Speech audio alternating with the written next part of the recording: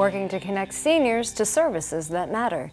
I'm Jill Horner. This is Comcast Newsmakers. With me is Grace Egan. She's Executive Director of the New Jersey Foundation for Aging. Thanks so much for being with us. Oh, thanks for having me. Let's talk about how your organization works to connect seniors, caregivers, boomers to services that they may need across the state of New Jersey. Well, there are a lot of services in New Jersey, as you said, and the reality of it is we want to make sure that people know how to find them. So we have a magazine that reaches 100,000 seniors that is also a resource for caregivers and boomers, and that's called Renaissance Magazine. We also have a television program called Aging Insights that reaches about 400,000 people, which again, they all are topical, but at the same time they're aimed at connecting seniors to their resources. And then people call our office and we connect them with their county office on aging or other services that they might need in their community. And people have a lot of questions because there are a variety of different issues that people deal with on a daily basis. Sure. And we have long distance caregivers calling us from out of state, and we have seniors that are calling. They may have seen a program, they may have been to a community service. So yeah, we do try to work very consistently to make sure that we're connecting them to just the right spot. Let's talk about some of the challenges that seniors face on a regular basis. We often hear that seniors leave New Jersey because of the costs associated with the state.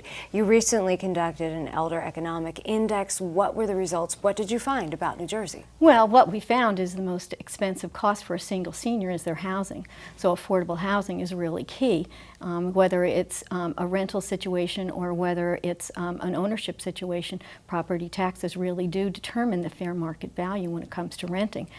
So when we looked at the study, we looked at the basic costs of housing, food, transportation, and a variety of other, we had 5 categories, and then we looked at their income.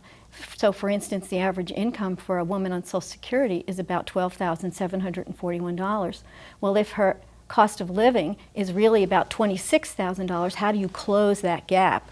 And so that's what we were really looking at, to give people a better sense of seniors living on the edge of poverty. They may not be below the poverty level, but they certainly can't close the gap with their current assets in terms of their basic expenses. Are there steps, though, that you could help to connect a senior to in order to help to better close that gap? I'm thinking of maybe federal or state services that a woman living within a $12,000 range could maybe qualify for. Well, exactly. So for the past 3 years, we've really worked at increasing the senior enrollment into food stamps.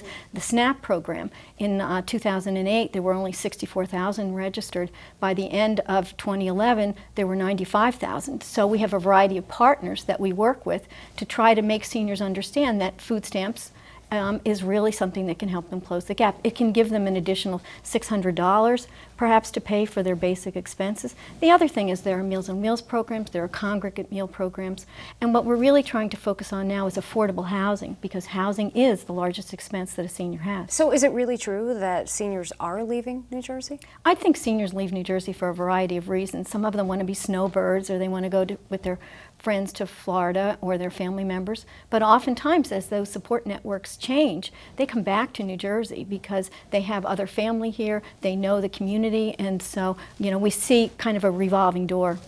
You have an annual professional conference related to a variety of issues related to seniors. Why is it so important to have all of these connections out there and all of this information in one place? Well, you know, the needs for seniors change all the time, so we try to focus on best practice programs. You know, we're focusing on hoarding, we're focusing on housing opportunities, we're focusing on how best someone can intervene with a family when there's a dispute over whether it's, you know, living situation or whether it's finances. So we try to assist the people that work in the aging network to better give them options and how to work with their other partners in the community. All right, thank you so much for being with us. Well, I really appreciate being here. Thank you. We've been talking with Grace Egan. I'm Jill Horner.